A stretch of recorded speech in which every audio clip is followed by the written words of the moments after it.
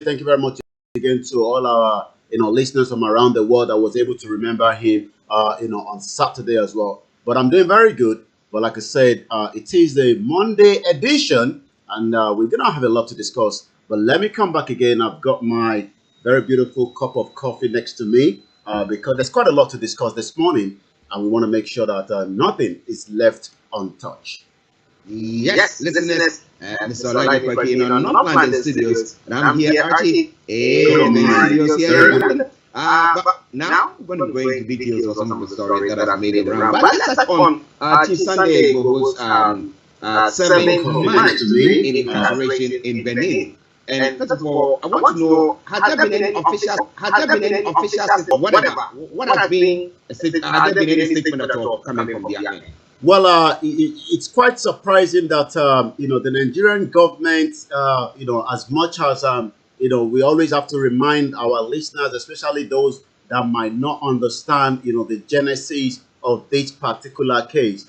Chief Sunday IGBOHO is a man that was fighting not because of he wants to fight the federal government. He's not fighting the federal government, and he's not a criminal. But there was some kind of insurgency of terrorist attack, which we have a lot to discuss this morning on that as well. And it seems the federal government decided to shy away from their responsibility. So he and decided that he's not going to sit behind on that. So on the 1st of July, his house was invaded, attacked. He was almost killed, but he escaped that assassination attempt. You might be wondering why the federal government would want to visit somebody at exactly 1:30 a.m. in the middle of the night when people were sleeping, and it wasn't called for any kind of arrest warrant, which would have allowed him to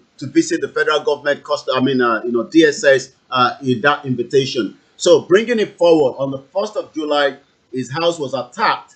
He was almost killed. He escaped it, and that means the federal government came out with the first intention that he was dead, because it took the federal government and the security operatives more than almost 8 hours to come out and tell the public who invaded Chief Sunday IGBOHO's premises on the 1st of July. After he himself came out on an interview he granted to one of the media at about evening time, the government realized that he was still alive, and they had no other option than to really package something to come and tell the public while Chief Sunday IGBOHO's house was attacked in the middle of the night. And the question the federal government said was because they believe that they have information of Chief Sunday IGBOHO stockpiling ammunition, in his premises. And this was false allegation. They presented some kind of ammunition, charms, but they never told the world that when they invaded Chief Sunday IGBOHO's house, his house was also ransacked with millions of naira was taken, pound sterling, and jewelry. So just to bring it forward, the DSS now put what we call a stinge, or what we can call a name circulated to other African countries that should he be found, they should alert the federal government. And that was exactly what happened when he decided that he might have to run away for his life, just as anybody would want to do, especially in the situation where your life is at threat. He was stopped at Benin Republic on the 19th of July 2021 on his way to Germany on a legal document, but because his name was already on the system, he wasn't allowed to continue on that journey. Just as KANU was kidnapped, the federal government decided to send as quickly as possible an helicopter, to pick him up back to Abuja, but that was stopped. That began a new genesis of what we are now calling 7 months of incarceration of Chief Sunday IGBOHO. As I speak to you today, Benin Republic Court has not sentenced him, has not come out to tell the world that this is offense. They've not brought out any information against him. Neither has the federal government also sent in. Yes, we do know that the current former chief of defense staff is also the ambassador to Benin Republic, and that means he has made attempt not once, not twice, not three, to convince Chief Sunday IGBOHO whether he might come back to Abuja, but he has said that is not going to happen, and that is where we stand. So at the moment also, so many people have done different things in terms of getting him out, But I can now confirm that the GoFundMe that was taken down some weeks ago, because GoFundMe said we do not want to get involved in a fundraising money for somebody that has to do with the country, but we can confirm that as at this morning, £15,000 has now been raised by a particular platform called Maego Political, where its fans are saying we will make sure that every legal aspect will be done to get Chief Sunday Igboho out. This is Star Radio UK, 8 minutes past 11. I come back now to you again in the studio. Yes, listeners, we want to say thank you very much for joining us once again. Amayo, let me say good morning to you. I hope you had a nice weekend there as well. Okay, now that is officially, we've not had anywhere from the federal government about Chief Sunday Igboho's detention in Benin, and as to whether they want him back. We know that the ambassador, the Nigerian ambassador in Benin, will definitely be trying to work something out. But you did make a statement, mentioned in your statement that now has he had contact with Sunday Igboho and trying to get him to Nigeria? Has he? That's the ambassador. Has he had any contact? Not just him himself. We've not just saying this because of saying it, but we can tell the world that the ambassador to representing Nigeria, Buratai, has made an attempt, to convince whether Chief Sunday Igboho might return back to Nigeria. Not once, not twice, not thrice, but these has failed attempt. And some other individuals that we might probably just keep for now that have tried to say if they can convince him, but he has said his freedom does not mean he's fighting federal government. He's fighting for the injustice, crime against humanity, against a particular set of people, or those that still believe in Nigeria, depending on how you might want to look at it. But I was asking that in line with the fact that if the federal government can say, look, we want you back. It's not that we want to maybe arrest you or put you in prison or anything, but that will give you the assurance that nothing untoward is going to happen to you. We know that you are trying to fight for the cause of your people because you think they are being maligned, they are being downtrodden, they are being abused and everything that is going on. And therefore, we know that the cause that you are fighting for is the right cause. But we'll give you the assurance that once you come into Nigeria, nothing untoward will happen to you. You could have expected the government to have done so rather than invading his house. Also, where the chief security of the state, Seyi Makinde, the governor of the state, was probably aware. Not probably, but was aware as well because intelligence also gave us information that he also was aware. Also, some other traditional rulers remember that Chief Sunday Igboho is not just an ordinary individual. He's been in the public domain for a very long time because of who he is. So that means he's not just an average Nigerian that can be picked up. So his name, his story is something that was frightening. Even one of the first-class royal kings says, we advise him, but he probably didn't go through that advice after I engaged the presidency on his behalf.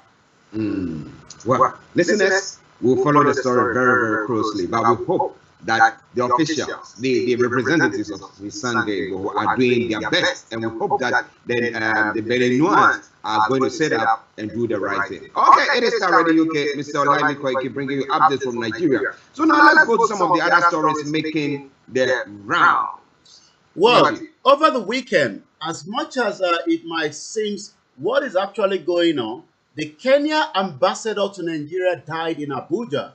Let us first remember who he is. I mean, we have different ambassadors representing their country in Nigeria, but he was one of those that said that KANU was not adopted from Kenya. But this Saturday, he passed away after slump before getting to hospital. He died. Kenya ambassador to Nigeria died is the headline coming as we speak this morning. The Kenya ambassador to Nigeria, Wilfred Machiga, has been confirmed dead. In a statement, the Ministry of Foreign Affairs confirmed that after he collapsed at his home, he was pronounced dead at the hospital in Abuja. That is already creating a lot of conversation because this was somebody that we believe, according to the statement that we've seen, that has to testify against whether Nnamdi Kanu was adopted, rendition back to Nigeria, because there's an affidavit that have come out from Kenya saying that, yes, They can confirm that NNAMDI KANU arrived in Kenya, but they cannot confirm that he left Kenya. So the question then is, if Nigerian government have brought NNAMDI KANU back, was the authority in Kenya aware of this? Was the ambassador representing Kenya in Nigeria aware of this? Again, as you can tell, when situations like this happen, there will be all kind of speculation, but we can confirm that he died, and we can only say, may so rest in peace, and the family that he left behind continue to be something that we pray for. So again, I'm going to quickly touch on more other headline, come back again to you in the studio. I'm going to fight like a dirty pig. That is coming from the national leader of the APC. People scheming against Yoruba presidency. I am ready to fight a dirty fight. You might be asking yourself, why would somebody want to fight a dirty fight? A video of the national leader of the APC, Bola Tinubu, visiting one of the royal father in Oyo State, also said that the youth should have to wait until he has become the next president of Nigeria. So the headline this morning on most of the papers says, people scheming against Yoruba presidency. I am ready to fight dirty, Tinubu said. The APC leader alleged that people were being recruited to frustrate his and Yoruba's quest, but he remained undaunted. You know, the presidential aspirant Bola Tinubu says he's ready to do whatever is needed to achieve his long ambition to become Nigerian president. I am out to become president of Nigeria. No intimidation, no blackmail can stop me, Mr. Tinubu said during a visit to Olubadan, designated Lekan Balogun in Ibadan on Sunday. What a very interesting time as the election is getting closer. The agitation is not stopping. Fuel scarcity. Private depot hike rates more filling stations may sell above 180 naira is the headline. Also, it doesn't seem the federal government says admit inspection failure causes dirty fuel import price soars in most of the state. The federal government is admitting that yes, we haven't done the diligent work to make sure that whatever comes back to Nigeria is something that we can literally say is standard for Nigerians usage. But there's a video, let's see if I can get that video out quickly, from somebody that has been a public speaker in the oil and gas sector. Let's hear what she has to say in a video that is currently trending as we speak this morning. If you just joined us, this is Star Radio UK, your finest African and Caribbean radio station in London. This is what she has to say in that less than 2-minute video that has become the question mark. What has gone wrong with all our refineries? What has happened? Should we keep them? Should we sell them off? This is what she has to say. About 14 years now, I've been an event host, MC, compare, moderator. And in about 10 years, I've moderated several events in the oil and gas industry. Particularly over the last 2 years, I was a moderator at the Oil Trading and Logistics event, Africa Downstream Week. And some conversations that have come up at sessions where I moderated would just baffle me, like, are these things real? For example, do you know that in the last 3 years, the Nigerian refineries together have refined zero crude? Nothing, zilch. But it has cost us 10 billion naira every month to maintain these same refineries. I mean, I'm like, do Nigerians know these things? The Nigerian refineries can be compared to a beat down, broken down, not serviced, engine not Peugeot 403, leaking, rusty, corroded. Nothing working. And even if we were to find the parts to change and upgrade to make it quite new, extremely expensive and even difficult to find. And should they work, the quality of refined products from these refineries will be less than desired. The standard, way less than what is internationally accepted. So I'm wondering, what are we doing? One of the reasons I hadn't talked about this for some time is I was saying, what qualifications do I have? Am I an engineer? Am I a PhD holder? Am I an economist? No. I'm a Nigerian. And if it concerns me, it concerns all of us. So I wouldn't just like to talk about a problem and not prefer a solution or two. Solution number one, Can we please lease or sell these refineries to players in the private sector that know what they are doing and can bring them back to life and possibly convert them into income-generating facilities as they were built to be? Or number two, perhaps we should just shut them down completely. Should we just shut them down? That is what she said there. Before I come back to you in the studio, if Nigerians are not aware, a refinery that is not functioning, not producing anything, it is completely scrapped, but yet 10 billion naira is being spent monthly on all the 4 refineries, according to this individual that seems to know more about the sector than most Nigerians that are waking up and asking, why are we the capital poverty of the world? What is actually going on?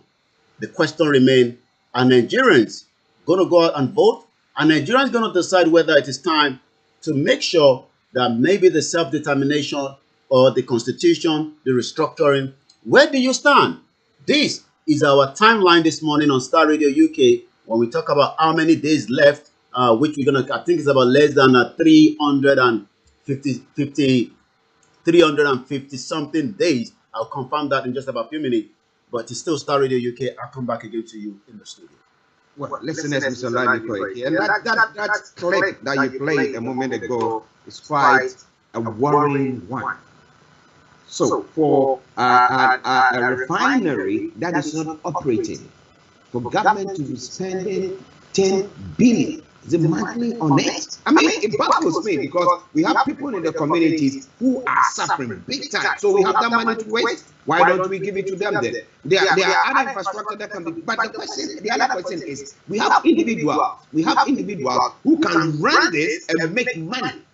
So why is government not allowing or selling it up to individuals or making individuals hold majority share or stake in it and leaving it to them to run it? Why is that not happening? And a whole country that is the 6th largest oil producing country in the world now having shortage of fuel in the country, that is a shame.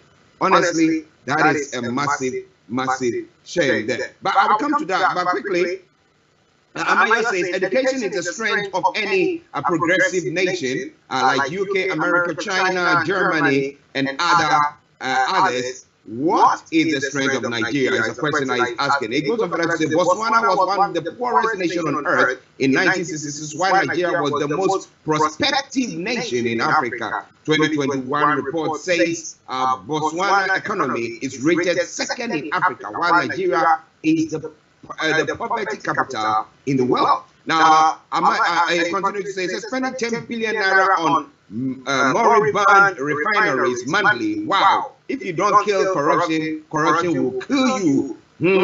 Corruption has killed Nigeria. Break it up. Maybe like the contributor said earlier on, it says that, well, she thinks that if it's broken, the refinery is broken up and given to individuals, they will run it and they can be making profit out of it. Maybe that is where Nigeria has gotten to now. If they break it up and let the houses and the southeast and the southwest, everybody have their own autonomy and do whatever they want, I think they might run the nation better than what we see together, where we are not. I mean, the center cannot hold and things are falling apart.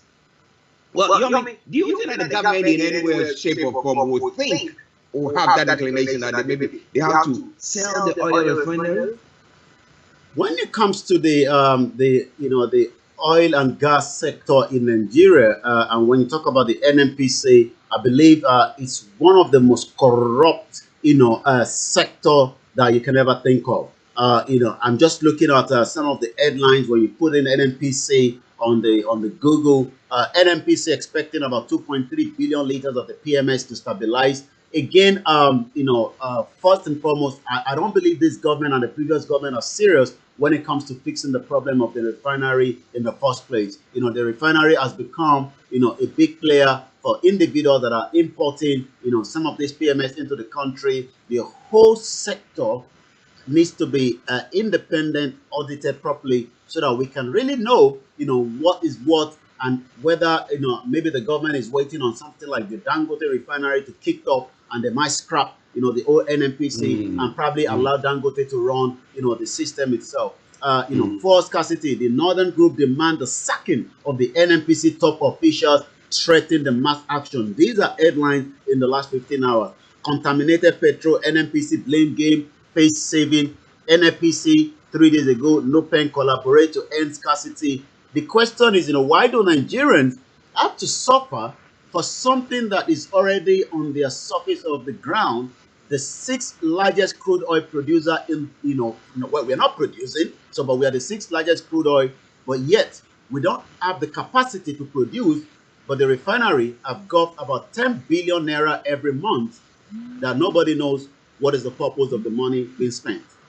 Well, listening to us, it's quite an interesting story there. But we want to have your take on that. Do you think that a whole nation, so we don't have the means, because if it's the machines that are not working properly, a whole Nigeria can't take a loan to invest in that, knowing that, well, once it comes upstream, we're going to get good outcome of it. Can't Nigeria do that? We have only one person. We have one person, an individual, who is now building that and will be able to manage. So what is actually going on in our heads? Well, as I said, it's one of the corrupt industry in Nigeria, with the NNPC. We hope that maybe there's a turnaround. Amaya says revolution now, referendum now, freedom now, Yoruba nation now. Okay, let's go to Yomi for some of the other stories making their rounds in the world. 17 killed as invasion by terror bandits on Shanghai.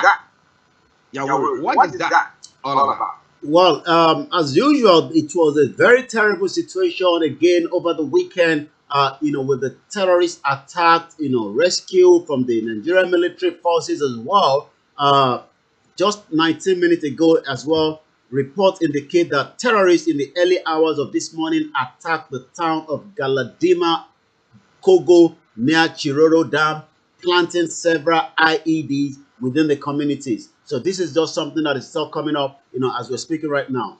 But the one that you're talking about, again, we saw that several terrorists were on Monday neutralized around Mandara Mountains when the troops of the 149th Battalion Nigerian Defense laid ambush on the fleeing terrorists. IED and weapons were also recovered. Some of the weapons that I'm seeing here, I'm seeing, some machine guns. You cannot ask yourself, how did we get to where we are, that this government that promises, to tackle the insecurity, trillions of naira have been spent, but yet no result has happened as well. But I can also confirm that, but based on what you just said, victims and their families adopted when armed terrorists invaded Kugwala village have been rescued.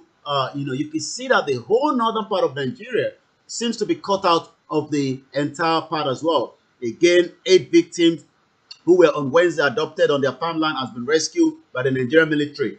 But also on Saturday, we saw, on Friday, before going down to the 17th, the 7 children were mistakenly killed on Friday last week during an airstrike by the joint team of the troops and the MNJTF near Maradi in Niger Republic. But yesterday, on Sunday, 17 killed as invasion by the terrorists on Shanga Yuru Koko local government in Kebbi State continue unchecked for more than 4 hours yesterday. The attack is coming barely 72 hours after the last attack in Kebbi State, which is also the home of the Attorney General of the Federation, Malami. Well, you're talking about the money, the amounts of money that government has pumped into salvaging the security of the country. But someone will tell you that it's difficult when you have like families, because those terrorists themselves, they've got their own family, so they move together with them.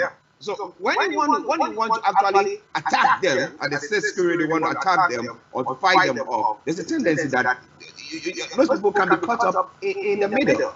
And how do you think they're going to deal with that? How do you think Nigeria as a whole can deal with that now?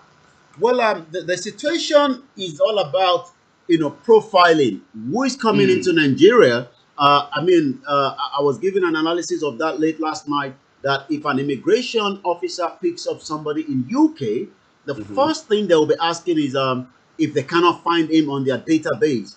That means they become very concerned of that individual. How long have you lived in UK? Where are you from? Because you might have been living here and then doing so much things that they do not know. So they have to quickly gather, as much information to pin you down to who you are. But in Nigeria today, we have a porous border that people are coming in their flocks. I was watching a video that was sent from Lagos in Apapa, a total gridlock of motorbikes, moving around the whole area. But the question is, do we know how many of those on that bike, whether they are the real Nigerians or those that have influx into the country, make money legally or illegally, or also create terror? And that takes us back to something that also happened in Ogun State, where gunmen kidnap Ogunosin mother. Family pays a total of 3 million naira. If I look at the exchange rate this morning, a 3 million naira, bringing it back to pound sterling at about 780 naira, it's almost like almost 3,000 pounds, if not a little bit more. That is a lot of money for a country where is the capital poverty of the world. So in terms of the security, I believe something has been compromised, just as the late Dr. Malafi Obadia told us that one of the current governors in the northern part of Nigeria is the leader of the Boko Haram, and he also said in his word, there's nothing called Boko Haram and bandit. They are all the same, and their mission is to create what we call a civil war in Nigeria. He said, I have sat down with them not once, not twice, not thrice, for those that have repented, and during the lockdown, they were moving ammunition and money. They are already in the southern part of the country, and that is why we are saying in Ogun State, in the southeast, in the middle belt, in the northwest, the whole country security architect is completely gone down. And I was playing a video during one of my analysis yesterday to our listeners on my late night broadcast, and I could remember one of the comrade, former Navy comrade Kunle Olayomi, says the Nigerian military base across the country thrown open on a Friday for people to come in and pray. And you probably would know who is who that come in to pray, because that was when the Nigerian Defense Academy was attacked. He was interviewed on the mainstream media in Nigeria, and he said the journalist crew should go and check this out, because every Nigerian military base is wide open for anyone to come in on Friday to pray. And my question is, will I be able to go into the British Academy and pray on a Friday, or go there on Sunday because I wanted to do a service?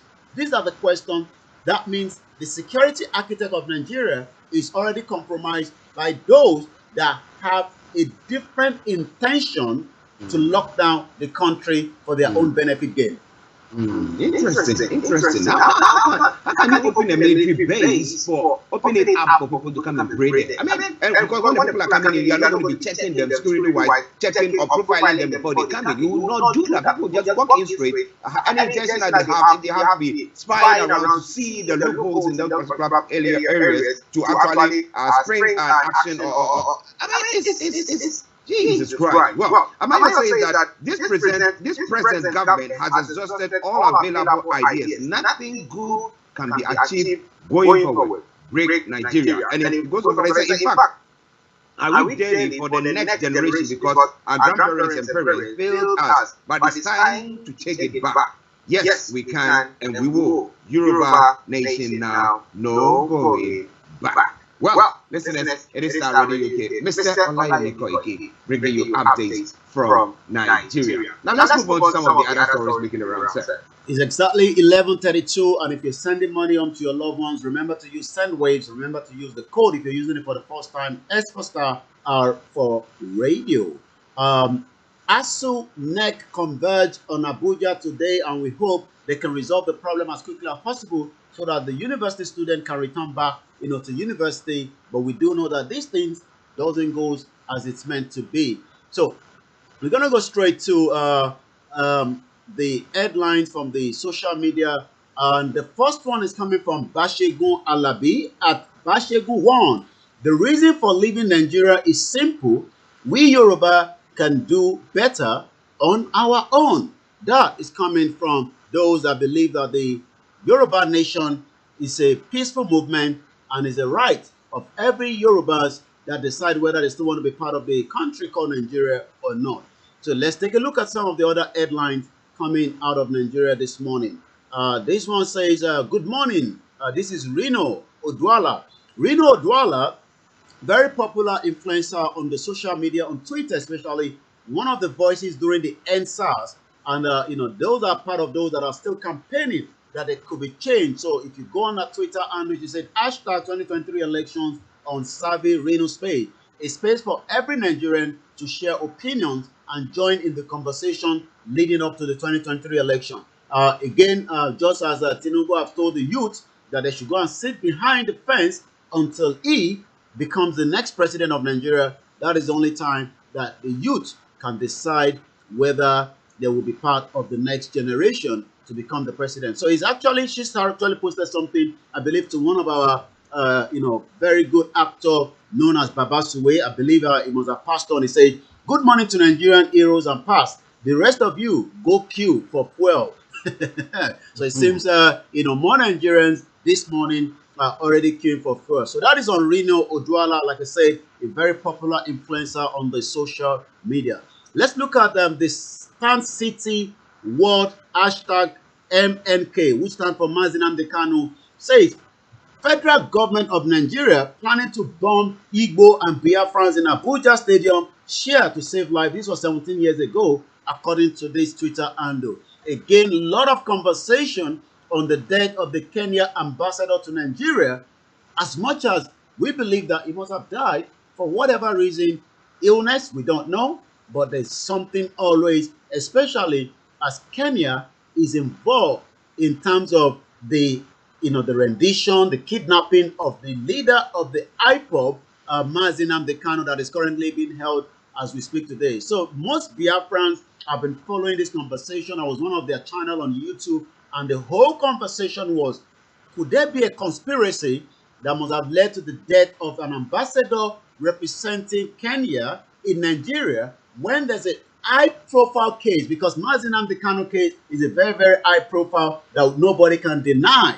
Even the federal government knows that, because the federal government says it was using its radio to want to destabilize Nigeria. But the only count charges that the federal government did not add is whether Nnamdi Kanu, that kept saying that is not the real Buhari. I would have expected that to have been the number 16, and maybe that could have led us to find out who really is in the presidency. As Buhari himself says, this is real me, but MAZI NNAMDI KANU believed that that is not the real Buhari, but that count charges was not on the count charges on him. His next court case is going to be in April, and it will be quite interesting to see how that goes. But a lot of their lawyers, the legal representative of MAZI NNAMDI KANU, have said people should now go and put on that outfit that the DSS has actually rejected, from allowing MAZI NNAMDI KANU with a lion face that the DSS believe might be taunting them as well. So Biafra Mission TV says at Biafra_mission, the death of our ambassador is totally unacceptable. It must be investigated. Kenya government tells Nigerian government. Again, what has really improved in Nigeria since the independence? Question mark. This is coming from Marcos Okonko. That is a question you should ask yourself if you're still waiting for one Nigeria to work. After 60 years, you are still begging for basic amenities. And to be honest with you, to our listeners, so many Nigerians, you only need to go on some of the pages like the influencer, the socialite, and read some of the comments when they post their video. You'll be surprised on how many of them are asking for something underneath the comment section. And I'll try and pick one up before we go, just to give you an idea of how people flock onto the bottom of these, some of these influencer on this, especially on Instagram, where they will be able to beg for 1,000 naira, 2,000 for feeding, edic, whatever they might think of, because they believe that they might just pick it up and they might be able to rescue them, especially with so many Nigerians that are now asking the question, how can we have so much abundant resources underneath the surface of the earth, and yet millions of Nigerians cannot even boast of a basic square meal today? I'm going to come back to you in the studio. Like I said, I'm going to pick one of those comments from one of those influencers while I'm bringing that up. Let's continue to say to Nigerians, the time is entirely up to us as Obasanjo, this is something, let's put this on before we go. Obasanjo said this on Saturday as well. We do know him very well. Obasanjo is the former president of Nigeria, Chief Olusegun Matthew Okikiola Aremu Obasanjo, GCFR, is a Nigerian political and military leader who served as the Nigerian head of state between 1976 to 1979. He later became the first president during the Democratic in 1999 to 2007. He said something yesterday. I have been breaking it down to find out whether we have the rebel according to the statement that was released by these former military head of state, because he has said it so many times that the future of Nigerians is in the hands of Nigerians. You need to go and slug it out, because these leaders that you keep calling are not ready to lead, and you have to go and do what you have to do. But yesterday, rather on Saturday, this is what he has to say. Let's bring that information out. Former President Olusegun Obasanjo has said solving the problems bedeviling Nigeria will require a person who rise in opposition or harm resistance against an established government or leader, who will speak truth to the power. He has actually used the word rebel, but we've been able to break down the meaning of rebel so that an average Nigerian can understand what that means. A rebel, according to the English dictionary, says a person who rises in opposition or harm resistance against an established government or leader. This is Star Radio UK. What a very beautiful weekend it was for so many Nigerians that are reading so many headlines until this morning when Star Radio UK has been revealing that. Exactly 11:40 a.m.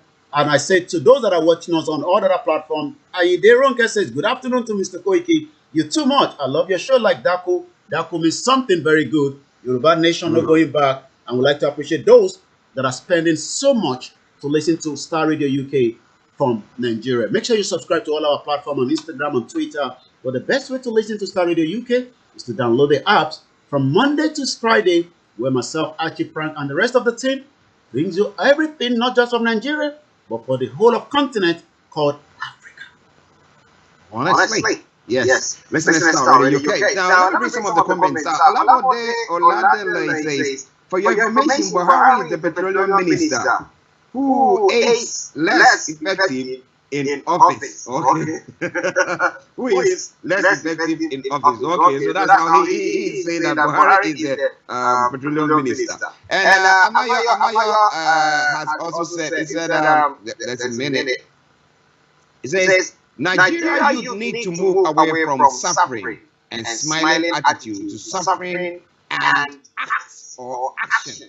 It goes on further to say Nigeria spring loading. Nigeria spring is loading. And then let me say good it says some morning to Remy Oyeniran.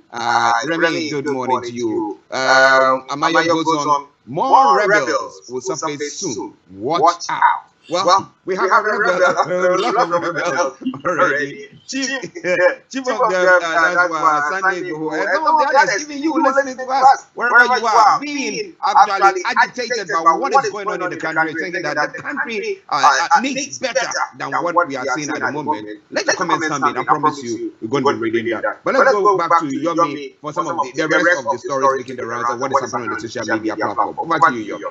Well, like I said, the social media has been full of, some of those events happening, in the last 72 hours, the killings, the petrol, I was watching, like a skit, which will bring to the final conclusion of the social media, where a young Nigerian was trying to buy a black market 10-liter for 8,000 naira. He probably, could not be bothered to buy it for 8,000 naira. For 10,000 liters because he thought it was too expensive. He moved a bit and in to the next seller, and the next seller said 9,000 naira.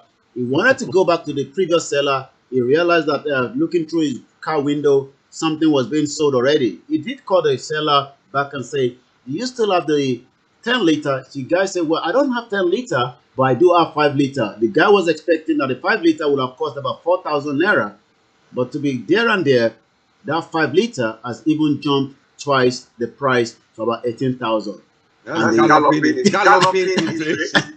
guy was like, I wish I could have bought it in the present time when he was approached. This is what Nigerians are facing, a very difficult time for millions of Nigerians as we speak. And the reality is, who is going to change the situation as we're approaching 2023? Listeners, it is Starr Radio UK. It is your favorite African and Caribbean radio station in London. It's now gone 11:43, and that's why we bring the updates from Nigeria to close. But I promise you that tomorrow we're going to bring you more on that. And join Koiki on the other platforms when he brings you his take on what is going on in Nigeria.